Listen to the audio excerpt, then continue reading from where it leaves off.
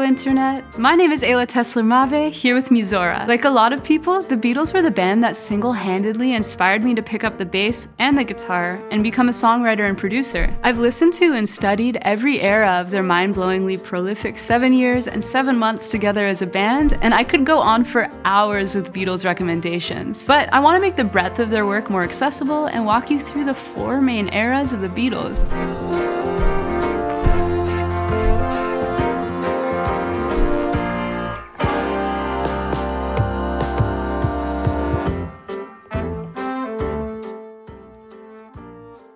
It's been a hard day's night. In the earliest era of the Beatles, their rock and roll and R&B influences were clearly worn on their sleeves. A lot of their earliest albums aimed to capture what the band sounded like live, and they clearly paid tribute to some of their American rock and roll and Motown heroes by covering songs by Chuck Berry, the Marvelettes, the Donnays, the Miracles, and Barrett Strong. AllMusic editor Steve Martin Erlewine once said of Please Please Me, "The album still sounds fresh, serving as an effective encapsulation of the band's early influences." He remarked that the covers were impressive, but the originals were astonishing. And I honestly think that this description sums up this whole first era perfectly. The caliber of songwriting, even in the earliest stages of the Beatles from a bunch of young guys in their 20s, is just absurd. And when I realized how young they were when they wrote these songs, I knew I had to get into songwriting immediately so that I could be even a fraction as good of a songwriter by the time I hit my early 20s. The albums that I'd consider being in this first era are Please Please Me, that came out in 1963, with the Beatles, that also came out in that year, 1963, and A Hard Day's Night, that came out in 1964. So the song that I think best captures this first era, A Hard Day's Night, credited to Lennon McCartney, but written mostly by John,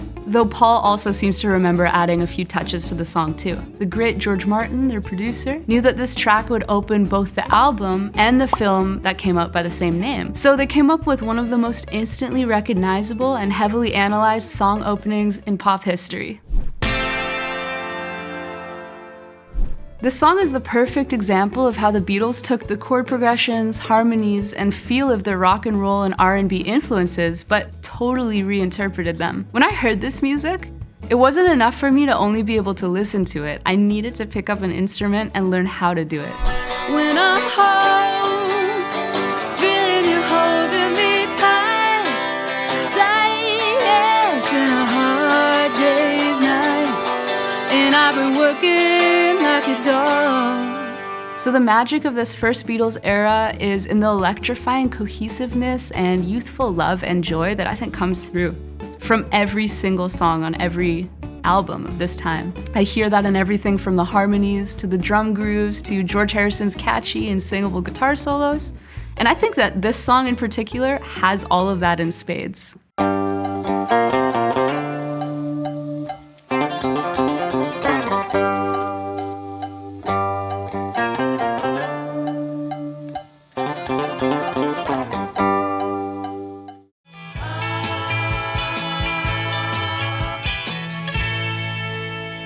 The rootsy, introspective influence of Bob Dylan and a certain special substance he introduced them to is evident in this Beatles era. Their jangly 12-string guitar sound also helped define the sound of mid-60s rock and pop.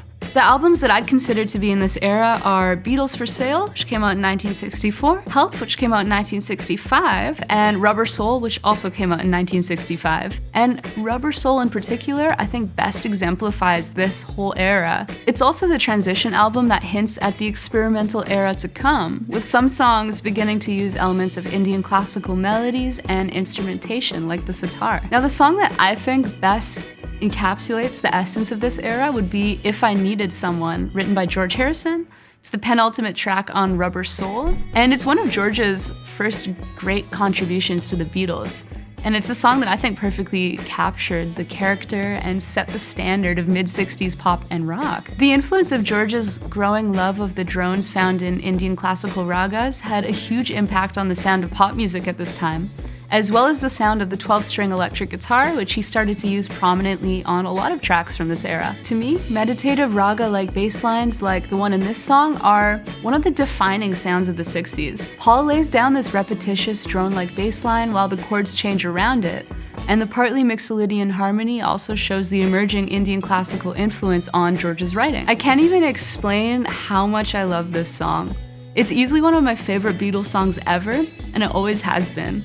And it's definitely one of the songs that really helped me know for sure that I wanted to be a musician when I grew up.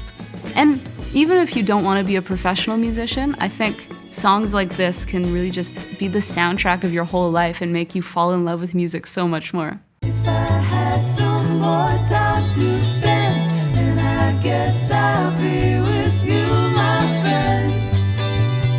If I needed someone. The chord progression and the melody in the middle eights of this song, I think really show the clear influence of folk music on all of the Beatles' writing. Had you come some other day, then it might not have been like this.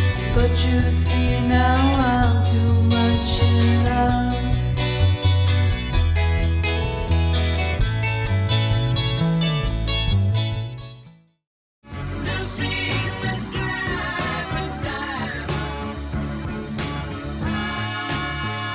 In this era, the Beatles bring the sound of India home, get spiritual, and the psychedelic summer of love begins. The sounds of Indian classical music and the spirituality of Hinduism had a profound impact on the sound of the band upon George Harrison's return from his trip to India, and this era really brings that influence to the forefront. George helped to open their sonic palette to include instruments like the sitar, tambura, dilruba, and the tabla, and the band dabbled in another certain psychedelic type of substance that led to a seismic avant-garde shift in their lyricism and studio experimentalism. I think you might enjoy it. Open up your mind to new experience, a new level of consciousness like we do because we are the Beatles. This also had a lot to do with the fact that they stopped playing live around this time too, with Revolver being the last album they performed songs off of until the rooftop concert they did at the very end of their time together as a band. The albums that I'd consider to be in this era are Revolver, which came out in 1966, Sgt. Pepper's Lonely Hearts Club Band, which came out the following year in 1967, and Magical Mystery Tour, which also came out in 1967. All of these albums are drenched in the vibrant and at times disorienting colors of psychedelia. So the song that I feel best captures this era is Lucy in the Sky with Diamonds off of Sgt. Pepper's Lonely Hearts Club Band. In the words of Rolling Stone magazine, the song is a lavish Lennon daydream written in the decadent and colorful literary style of Lewis Carroll's Alice in Wonderland. As was typical for their compositions at this time, the song features almost impossibly catchy hooks and pop sensibilities with abstract, vivid lyrics, and an avant-garde production style. I think that this song is literally the perfect example of all of that. Lucy in the Sky with Diamonds features a tambura, lead guitar played through a Leslie speaker, and one of the most recognizable organ tones ever put to tape.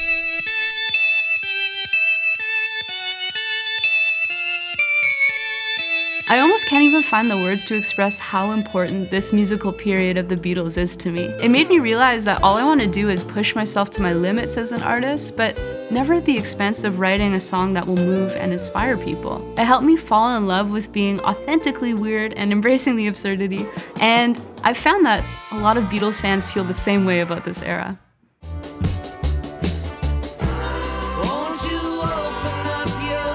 A group split up covers more ground. All of the negative interpersonal dynamics that had simmered under the surface for so long finally come to a head during the final years of their time together as a band. Paul becomes the driven leader, simultaneously acting as the motor that was pushing the band forward and as a controlling figure to other members of the band. George Harrison finally finds his footing as an extraordinary songwriter, but this leads to further tension when he's not given the space to truly embody that within the band. The legendary songwriting dynamic between Lennon and McCartney begins to fracture as their musical and personal values really start to diverge. But as a result of all of this tension, we get some of the most eclectic and boundary-pushing music of the entire Beatles catalog. So the albums that I consider to be in this era are the White Album, which came out in 1968, Abbey Road, which came out in 1969, and finally Let It Be, which was released in 1970. These albums are wildly eclectic masterpieces in their own right that feature some of the band's highest highs and lowest lows. So the song that I think best captures this era would be Dear Prudence off of the White Album.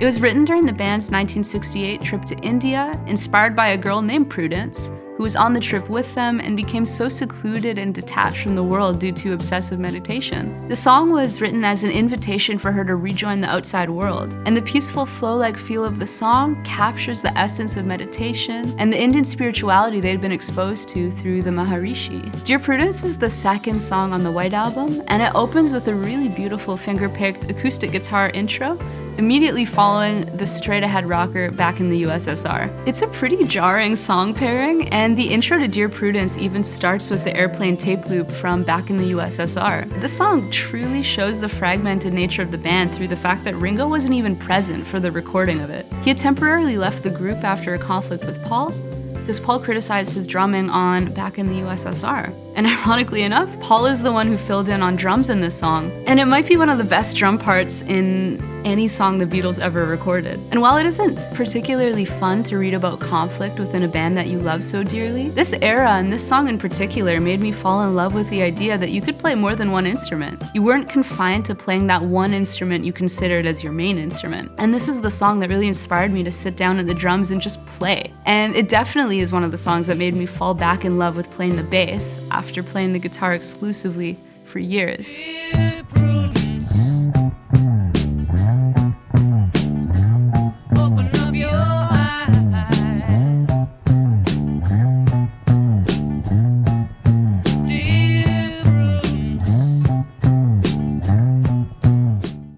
I hope that this video gave you some new appreciation for one of my favorite bands of all time. Even if you don't like them yourself, I hope this helped you understand why everyone makes such a big deal about the Beatles. My greatest hope is that this video will suck you into the magnetic and wildly inspiring musical universe of their music, and maybe it'll encourage you to pick up an instrument or try your hand at writing songs, just like their music did for me. If you've never really checked out the Beatles, which of the 4 eras do you think you'll check out first?